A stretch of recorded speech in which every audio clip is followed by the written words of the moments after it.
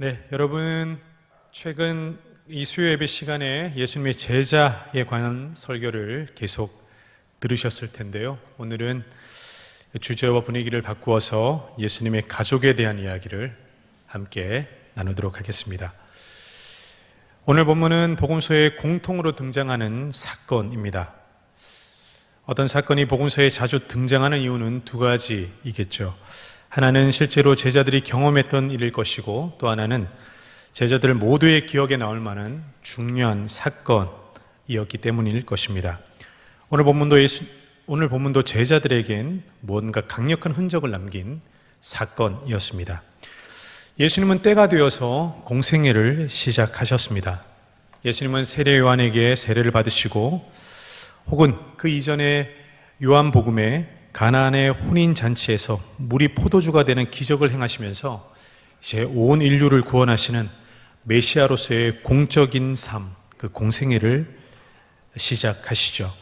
학자들은 예수님이 공생애 기간을 예수님이 30살쯤 되는 나이로부터 약 3년 정도의 기간이었을 거다라고 말합니다.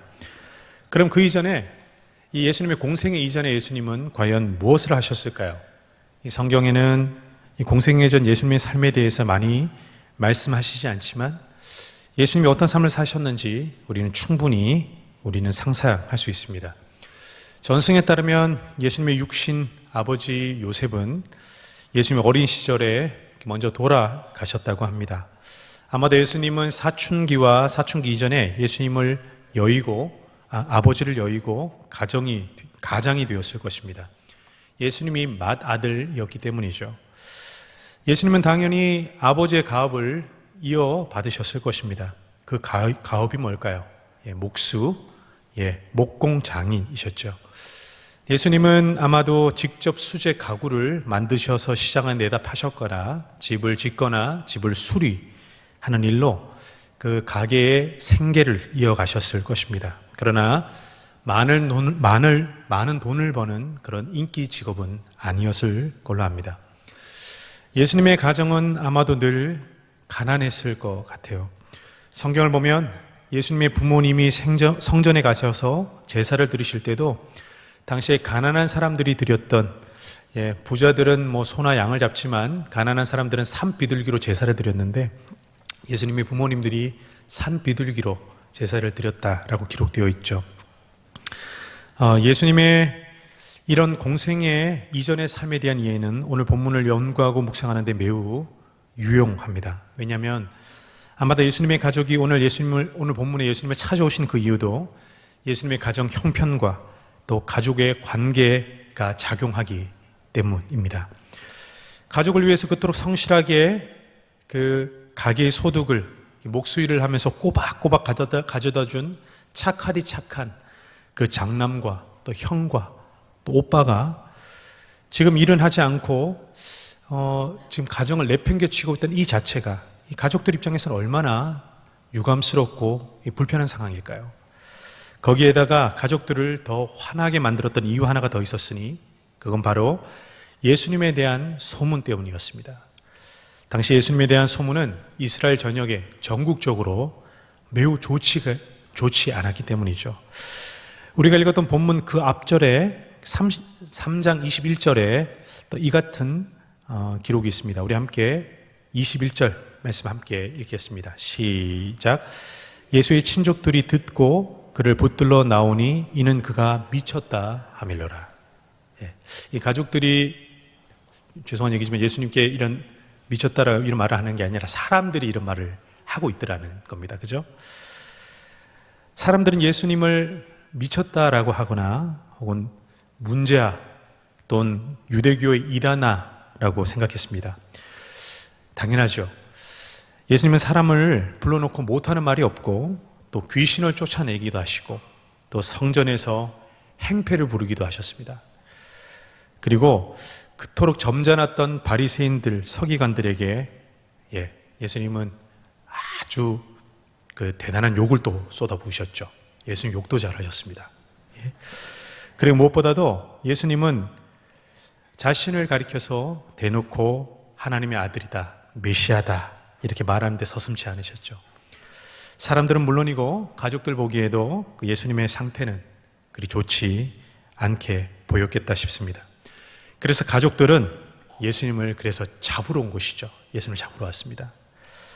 일단은 예수님이 정말 정신이 온전한지 확인해 보고 싶기 위함이었고, 또 그것이 맞다면 집으로 잡아가기 위해서였습니다.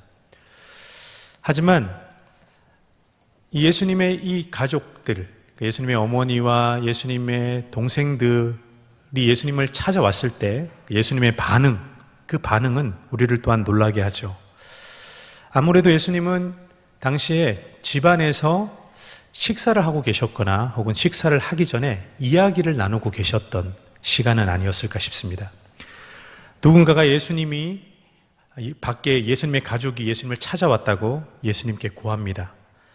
근데 예수님 바쁘신 줄 알지만 지금 밖에 예수님의 어머니와 동생들이 와서 지금 예수님을 찾고 있습니다. 그 말을 듣고 예수님은 대뜸 그것에 모인 무리들을 향해서 이렇게 말합니다. 누가 내 어머니고 동생들이냐? 34절과 35절의 말씀이죠. 우리 다 같이 한번 읽어보겠습니다. 시작. 보시며 이르시되 내 어머니와 내 동생들을 보라. 누구든지 하나님의 뜻대로 행하는 자가 내 형제요 자매요 어머니이니라. 아멘. 여러분이 만일 지금 예수님이 찾아온 가족 중에 한 사람, 예수님의 가족이거나 예수님의 동생이었다면 이 말을 듣고 여러분 기분이 어땠을 것 같아요? 네. 또 여러분이 만약에 이 본문 속에 예수님의 말을 듣고 있는 그 무리 중에 지금 한 사람이었다면 예수님이 이 말을 어떻게 이해하셨겠습니까? 별로 좋은 기분은 아니었겠죠, 그죠? 좋게 받아들이지는 않았을 겁니다.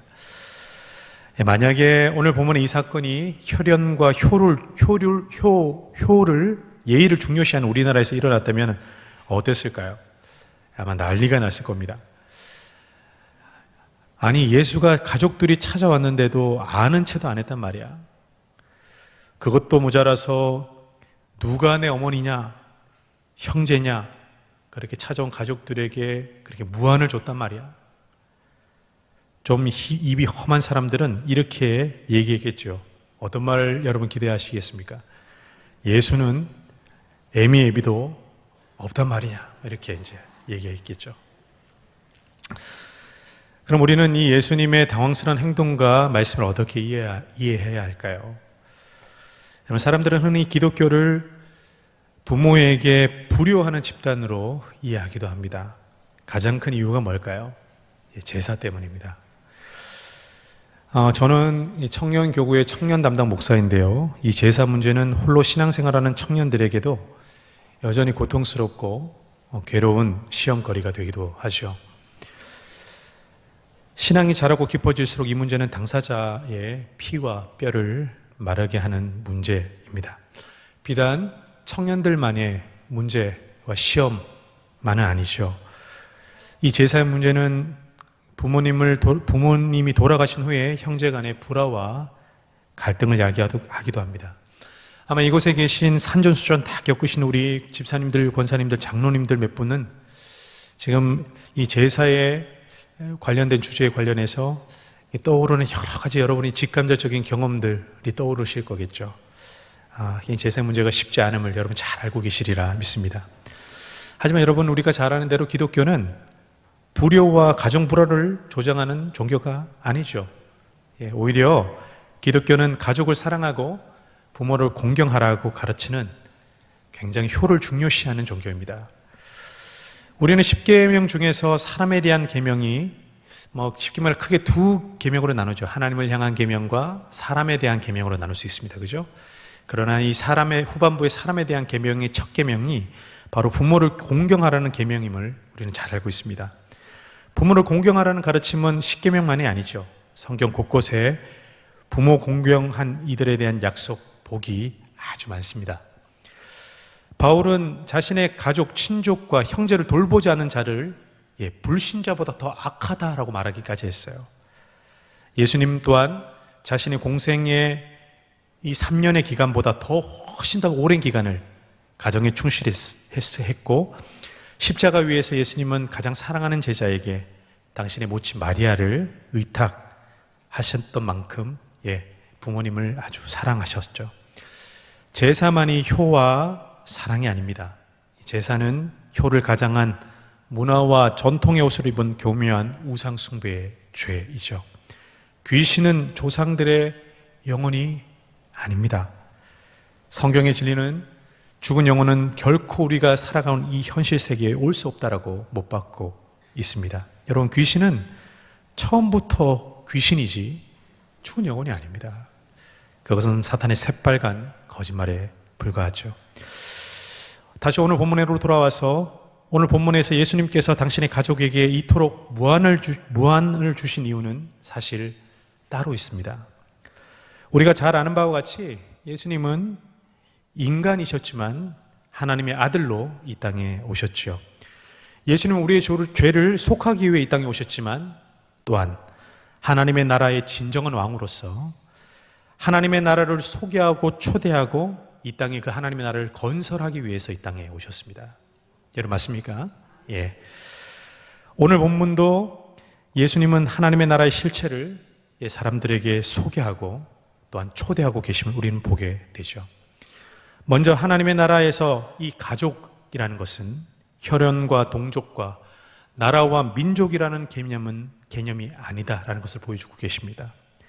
하나님의 나라에서 이 가족은 혈연 관계로 맺어진 이기적인 특권이 아니라 하나님 나라 안에 살아가는 이들은 남녀노소, 빈부와 계층과 상관없이 모두 하나님의 가족이 되어서 그 특권을 누리게 될 것을 예수님은 선포하고 계십니다.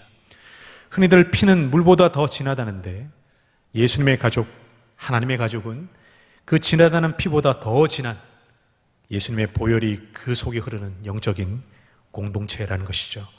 하나님을 한 아버지로 부르고 섬기는 한 식구임을 말해줍니다. 그런 공동체, 영적이고 새로운 가족이 이제 곧 세상에 나타나게 될 것이라는 것이 바로 예수님께서 친히 그 피와 하나님의 말씀으로 세우고 다스릴 하나님의 나라라는 것, 그것을 지금 예수님은 제자들에게 가르치고 계셨던 것입니다. 예수님은 지금 가족들에게 무한을 주기 위해서 이 말씀을 하신 게 아니라 제자들에게 이걸 가르쳐 주기 위해서 이 말씀을 하고 계시다는 거죠. 우리가 방금 읽은 성경은 개역 개정 성경인데 오늘 본문의 다른 번역인 표준 새 번역을 보면은 오늘 본문이 좀 새롭게 다가옵니다. 표준 새 번역의 34절과 35절 말씀입니다. 우리 앞에 자막을 함께 보면서 함께 읽어보겠습니다. 시작. 그리고 보아라, 내 어머니와 내 형제 자매들이다. 누구든지 하나님의 뜻을 행하는 사람이 곧 내 형제요 자매요 어머니다. 아멘. 우리가 가진 성경 개역 개정을 보면 지금 예수님께 둘러싸인 사람들은 그저 청중일 뿐이고 예수님은 어떤 조건을 갖춘 자, 그러니까 하나님의 뜻을 행하는 자 그들만이 내 부모 또한 내 가족이다라고 말씀하시는 것처럼 개역 개정, 우리가 보는 성경에는 그렇게 나와 있는 것처럼 보입니다. 하지만 새 번역을 보면 예수님이 지금 부모와 형제라고 말하는 사람들은 어떤 조건이 충족돼야 자격이 주어지는 막연한 누군가를 말하는 것이 아니라 바로 예수님 당신 주위에 있는 사람들을 가리켜서 지금 내 부모와 가족, 형제다라고 말씀하고 계시는 것을 우린 보게 됩니다. 오늘 본문과 병행 구절인 마태복음에선 지금 그 방에서 예수님께서 지금 부모와 형제라고 말씀하시는 그들을 가르쳐서 제자다라고 말씀하십니다. 여러분, 예수님은 모든 사람을 가족이라고 말씀하시지 않으세요. 거기에 모인 사람들 모두를 나의 가족이다라고 지금 정치적으로 선동하고 계시지 않습니다. 예수님은 예수님의 제자들을 가리켜서 가족이라고 말씀하고 계시죠. 여러분, 제자가 누구일까요?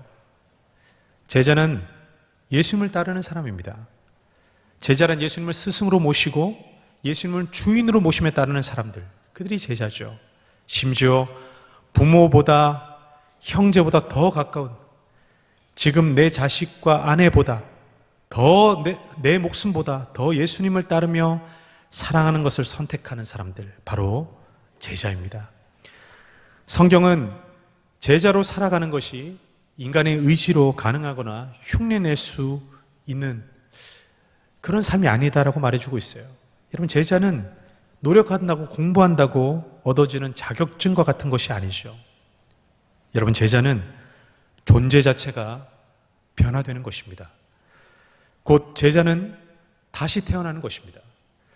즉, 거듭나야 가능한 삶, 그것이 바로 제자로서의 삶이라고 성경은 말해주고 있어요. 예수님의 피와 예수님을 믿는 믿음으로 그 존재가 다시 태어난 사람들, 바로 제자입니다. 이렇게 거듭난 제자들이 이루는 공동체와 관계를 예수님은 완전하고 새로운 진정한 가족이라고 말씀하십니다. 왜냐하면 그리스도의 제자들에게 이제 하나님이 아버지가 되시기 때문이죠. 그럼 여기서 질문을 하나 드려볼까 해요. 굉장히 어려운 질문인데 여러분 맞추실 수 있을지 모르겠어요. 여러분, 인류 역사상 가장 먼저 하나님을 아버지라고 고백한 사람이 있습니다. 가장 먼저 하나님을 아버지라고 부른 사람이 있어요. 여러분, 누구일까요? 이게 어려운데. 하나님을 아버지라고 부른 분, 예수님이시죠. 예수님이십니다.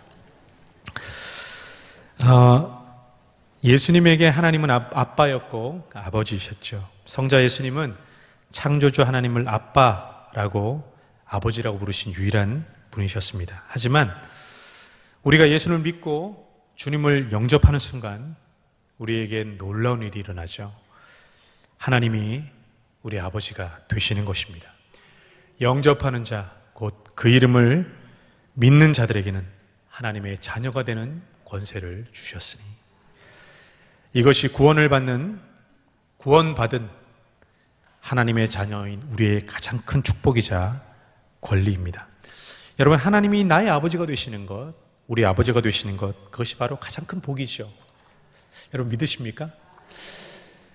세상의 모든 아버지 앞에서, 세상의 모든 아빠 앞에서 자신의 자녀를 누군가가 함부로 만지거나 막 대하는 그 누군가가 눈에 보인다면, 그런 행동이 아빠와 아버지에게 보인다면, 그 순간에 그는 아빠의 대적과 원수가 됩니다. 아빠와 아버지는 물불을 가리지 않고 자녀를 그에게서 보호하겠죠. 모든 아버지는 자녀를 위해서 싸우는 전사, 헐크가 됩니다. 아버지와 자녀의 관계는 바로 그런 것이죠. 하나님이 우리의 아버지가 되신다는 것, 우리를 함부로 할 자가 세상에 존재할 수 없다라는 말입니다.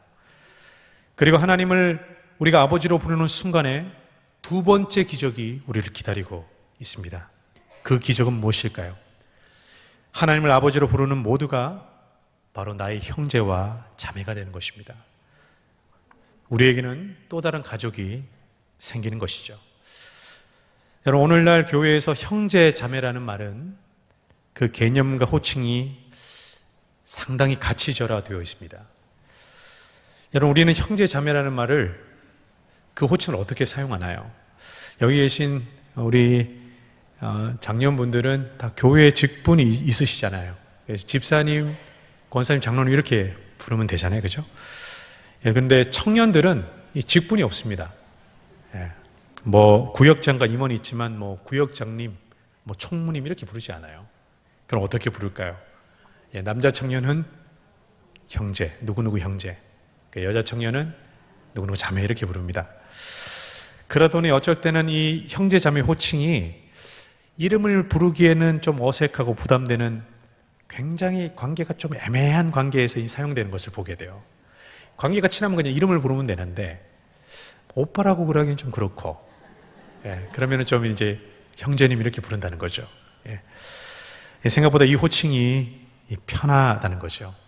너와 나의 적정한 거리를 유지하면서도 예의를 지키는 그런 관계, 형제 자매입니다. 하지만 우리가 형제 자매라고 부르는 것 결코 그런 의미가 아니죠. 우리가 서로를 형제요 자매라고 부른다는 것, 진짜 진짜 형제와 나의 가족, 나의 형제 바로 당신이다, 이런 말입니다. 우리에게 아버지가 같다라는 것이죠. 아버지가 같다는 것, 우리가 가족이다라는 말입니다.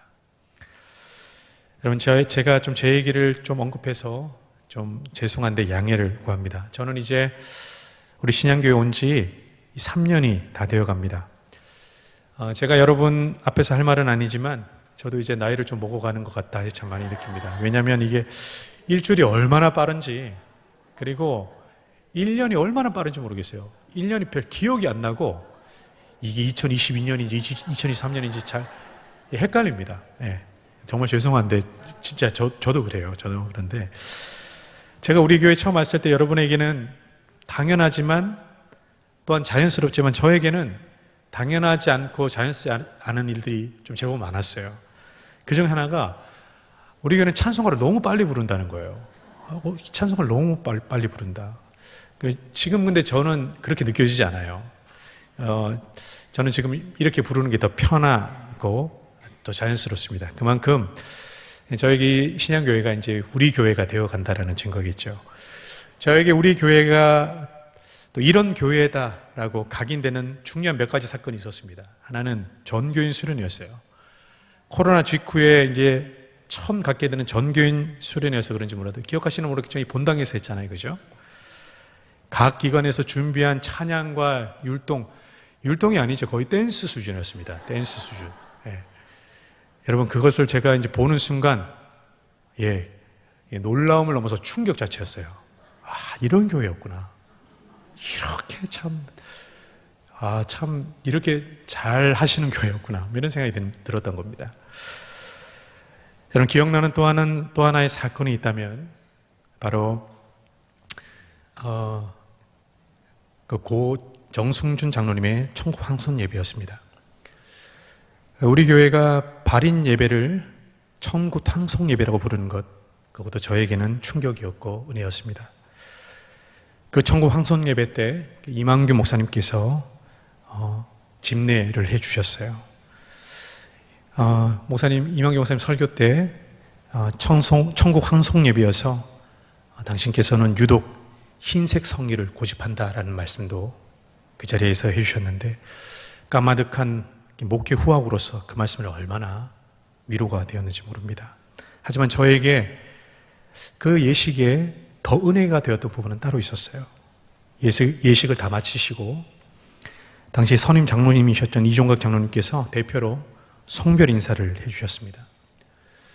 인사말을 그 종이에 적어 오셨는데 쏟아지는 눈물에 복받쳐서 그 글을 다 읽지 못하시는 거예요. 금세 그 장례는 눈물 바다가 되었습니다.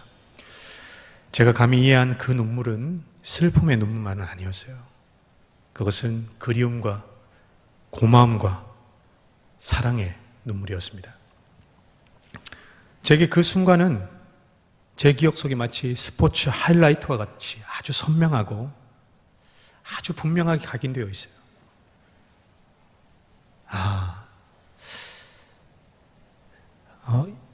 신양교회는 과연 이런 교회였구나. 이것이 정말 하나님의 가족의 진정한 모습이구나. 그래, 이분들은 어쩌면 육신의 가족들보다 더 오랜 시간을 교회에서 함께 울고 웃고 모든 것을 이렇게 함께 하셨던 것이구나. 예수님이 이 땅에서 세우신 하나님의 나라, 하나님의 가족은 바로 이런 모습이었구나. 사랑하는 여러분, 우리는 가족입니다. 하나님을 아버지로 부르며 하나님의 자녀된 형제, 자매들입니다. 우리는 하나님의 가족이고 예수님의 가족입니다. 우린 피보다 진한 예수님의 보혈과 하나님 아버지의 존귀하신 이름으로 맺어진 참 가족입니다. 그리고 우리 안에 한 분 성령님이 함께하고 계십니다. 우리는 우리를 진심으로 사랑할 수가 있습니다. 서로 진심으로 함께할 수가 있어요. 우리는 오늘날의 세상이 상상할 수 없는 가족의 기쁨과 가치를 누릴 수 있는 사람들이요. 왜요? 우리는 하나님의 가족, 예수님의 가족이기 때문입니다. 저는 예수를 믿는 우리가 완전한 가족이다라고 말하는 것이 아닙니다. 우리에겐 하나님의 가족의 특권과 사랑을 누리며 이 땅에 살아갈 자유, 그 가능성이 있다는 말이죠. 우리는 하면 되고 노력하면 되는 사람들이지만 하나님을 모르고 예수를 영접하지 않는 세상은 아무리 노력해도 이 가족됨의 기쁨과 영광을 누릴 수가 없습니다. 한계에 부딪혀 늘 좌절하고 상처 입고 병들고 그 삶이 더욱더 모질어질 뿐이죠. 때로는 하나님의 가족인 우리에게도 서로 갈등이 있을 수 있습니다. 하지만 우리는 그 갈등으로 갈 때까지 가지 않죠. 우리는 그러지 않아도 됩니다. 우리는 그 갈등을 사랑과 또한 서로를 향한 우애로 바꿔낼 수 있는 사람들입니다. 갈등이 생기고 그 틈으로 미움과 시기, 질투의 씨앗이 뿌려졌을 때 또한 험담을 하고 싶고 또한 내가 만나고 싶은 누군가를 찾아가서 만나고 싶은 그런 마음과 유혹이 우리에게 들 때 우리는 기도할 수 있습니다. 하나님께 용기를 구할 수 있어요. 그 순간에 나는 하나님이 주신 그 용기와 믿음으로 믿음을 선택하고 형제 사랑을 선택하고 또한 하나님의 가족됨을 우리는 선택합니다. 그렇게 우리는 갈등을 해결하는 법과 하나님을 의지하는 법을 배워가며 우리는 더욱더 단단한 가족이 되어가고 서로를 이해하고 또 사랑을 배우며 더욱 완전해질 것입니다. 우리는 그렇게 예수님의 가족으로 더욱더 이 땅에 서게 될 줄로 믿습니다. 기도하시겠습니다.